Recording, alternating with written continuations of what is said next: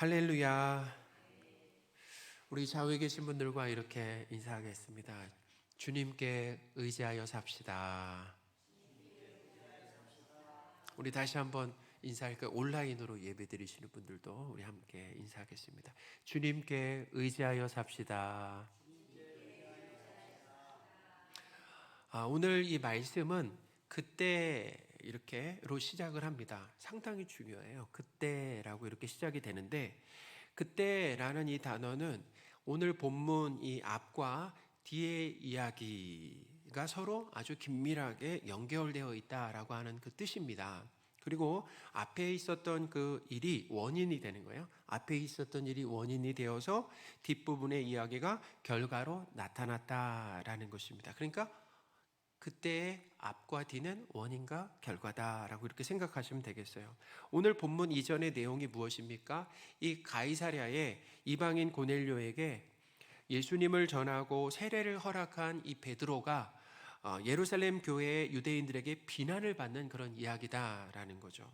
그러니까 왜 비난을 받았습니까? 그 유대인 관습법으로는 그 이방인과 교제하는 것이 위법이었다라는 거예요. 근데 베드로가 고넬료의 집에 들어가 먹고 마시며 교제했다라고 하는 것에 대해서 비난을 했다라는 거예요. 그때 베드로는 그런 비난 앞에 이래 이 자초지종을 차례로 이렇게 설명해 주었습니다. 베드로의 설명을 들은 이 유대인 기독교인들은 하나님께서 이방인에게도 이 생명을 얻는 회개를 주셨다라고 결론을 내렸어요.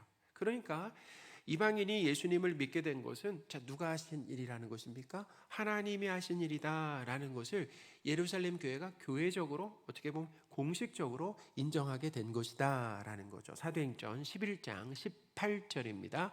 그들이 이 말을 듣고 잠잠하여 하나님께 영광을 돌려 이르되 그러면 하나님께서 이방인에게도 생명 얻는 회개를 주셨도다 하니라. 아멘.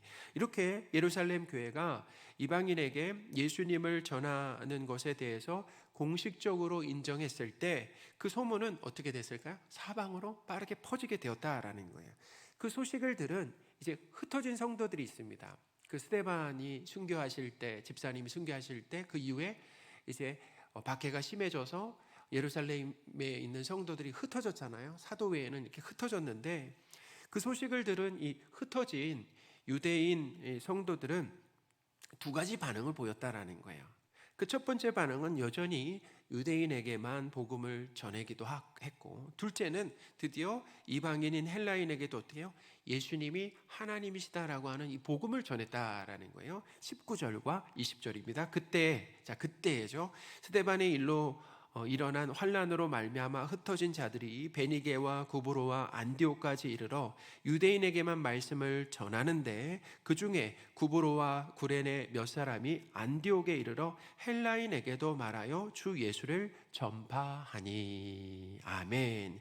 자, 그러니 베드로가 이방인 이 고넬료 일가에게 예수님을 전한 사건이 원인이 되어서 이제 이방인들에게 그리고 한두 사람이 아니라 이렇게 무리지어 있었잖아요.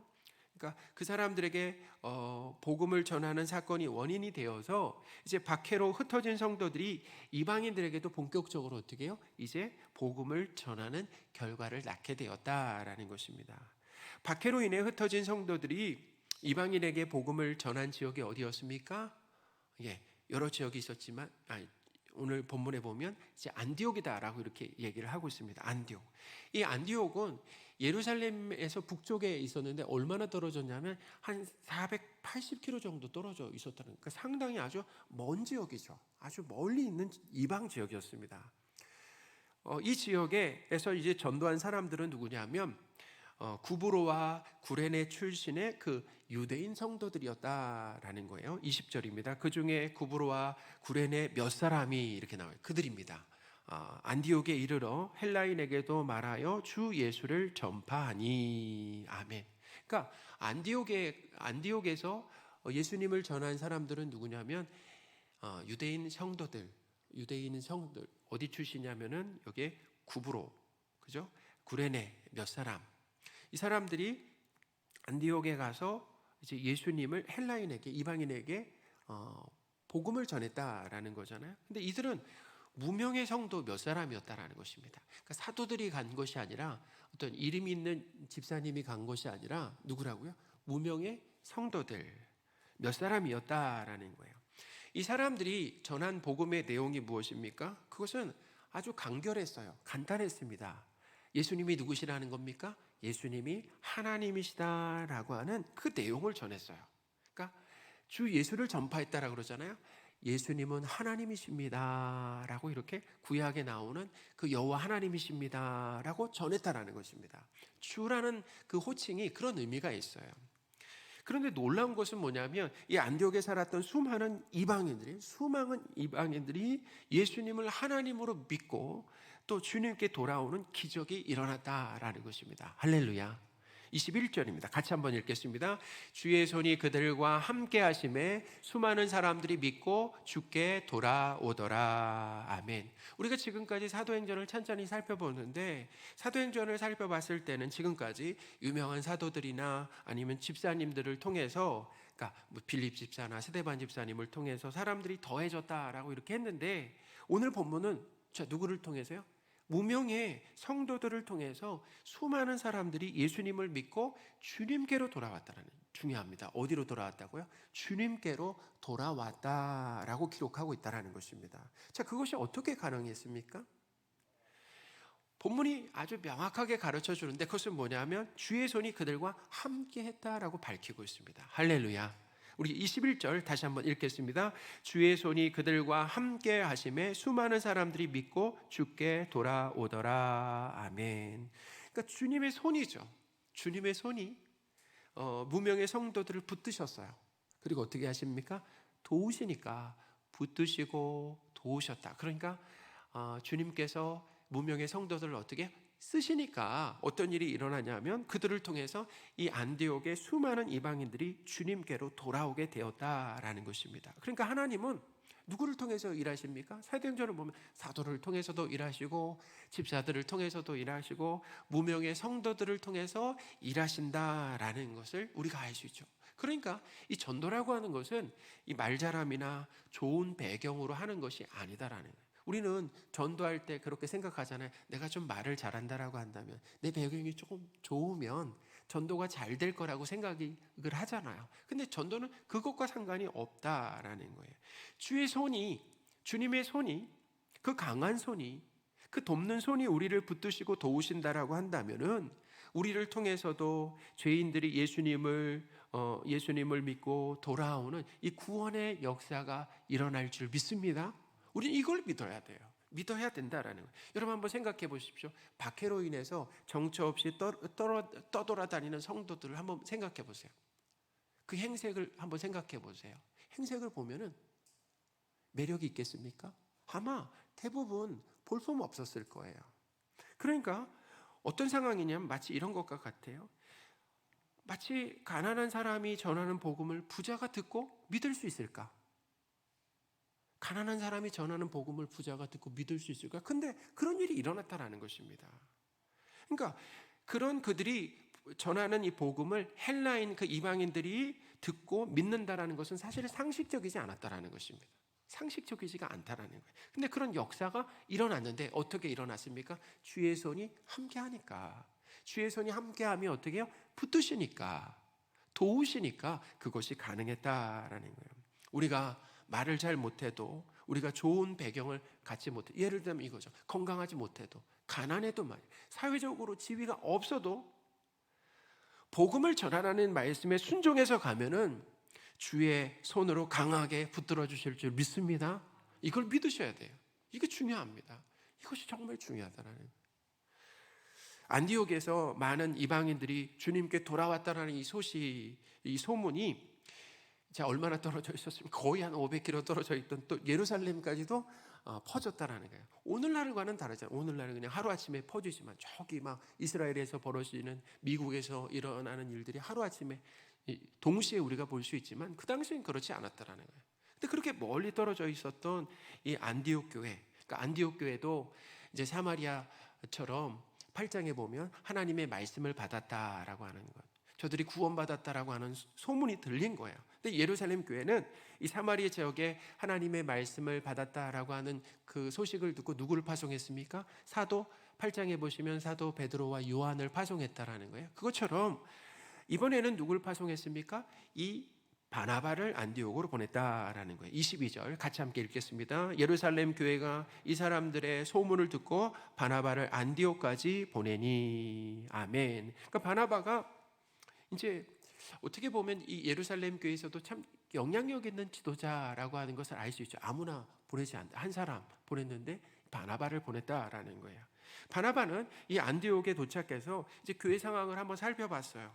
이렇게 살펴본 결과 딱 결론을 내렸습니다. 모든 것이 하나님의 은혜와 그리고 하나님의 일하심의 결과였다라고 하는 것을 확신하게 되었다라는 거예요.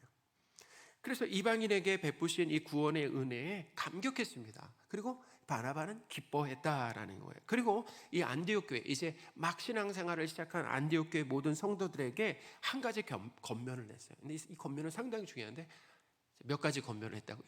한 가지 권면을 했는데 이렇게 했습니다. 굳건한 마음으로 주님과 함께 머물러 있으라 라고 권면했습니다. 23절입니다. 그가 이르러 하나님의 은혜를 보고 기뻐하여 모든 사람에게 굳건한 마음으로 주와 함께 머물러 있으라 권하니. 아멘. 주와 함께 이렇게 머물러 있으라 라고 하는 것은 이거예요. 주님을 절대로 내가 놓치지 않겠다라고 하는 그런 마음으로, 내가 이제 주님이 어디 오셨어요? 그들 안에 오셨는데 이제 내가 절대로 주님을 놓치지 않겠다라고 하는 그 마음으로 주님을 꼭 붙들고 있어라. 주님을 꼭 붙들고 있어라. 그러니까 다르게 표현하면 이거예요. 함께 계신 주님을 의지해라라는 것입니다. 할렐루야. 어디 계신다고요? 함께하고 계신 주님을 의지해라라는 이 권면이었다라는 것입니다. 바나바는 많은 권면을 하지 않았어요. 딱 한 가지 했다라는, 딱 한 가지. 뭐예요? 함께 계신 주님을 의지해라라는 거예요. 이게 성도의 삶 아니겠습니까? 한번 생각해. 믿음이 무엇입니까? 함께하고 계신 그 주님을 의지하며 살아가는 그 삶이 바로 성도의 삶이다. 바나바는 아주 명확하게 알았고 명확하게 가르쳐 주었다라는 거예요. 그만큼 예수님을 이제 막 믿게 된 성도들에게 주와 함께 머물러 있는 것, 곧 주님을 의지하는 것이 중요했다라는 것입니다. 바나바는 주님과 함께 머물러 사는 이 삶을 중요하게 생각했고, 사실 그 자신도 어떻게 살았겠습니까? 그러면 그 자신도 주님을 의지하면서 살았다라는 것입니다. 그걸 어떻게 알 수 있냐면 바나바의 이 권면에 곧 이어서 어떤 얘기가 나옵니까? 갑자기 어떻게 보면 좀 내용에 어울리지 않는 것 같은 내용이 나오는데 바나바가 어떤 사람인가 나온다라는 거예요. 바로 이어서 바나바를 봤더니 어떤 사람이냐면 이 바나바가 어떤 사람인지 소개하면서 그 소개 내용을 통해서 이 바나바가 주님을 의지했다라고 하는 것을 알 수 있다라는 거예요. 자, 24절인데요. 같이 한번 읽어보겠습니다. 바나바는 착한 사람이요 성령과 믿음이 충만한 사람이라 이에 큰 무리가 주께 더하여지더라. 아멘. 또 더해졌어요. 또 더해졌습니다. 이 계속 더해지고 있어요. 이 본문에 또 더해졌는데, 자, 바나바는 착한 사람이면서 성령과 믿음이 충만했는데 그게 어떻게 가능했습니까? 그러면 그거 어떻게 가능했습니까? 이 바나바가 주님께 꼭 붙들어서 주님께 꼭 붙들려서 주님을 의지했기 때문에 바나바에서 착함이 나왔어요. 그리고 성령과 믿음이 충만했다라는 것입니다. 할렐루야. 주님과 붙어 있다 보니까, 주님을 의지하다 보니까 착함이 나왔어요. 그리고 성령과 믿음이 충만했다라는 것입니다. 여러분, 우리가 바나바의 삶을 알잖아요. 착하고 성령과 믿음이 충만했던 바나바는 예루살렘 교회 가난한 성도들을 위해서 기꺼이 뭘 팔았습니까? 자기의 밭을 팔아서 헌금을 했어요. 착하죠. 그리고 성령과 믿음이 충만한 거 아니겠습니까? 그 경계를 이렇게 꼼꼼히 따질 수는 없어요.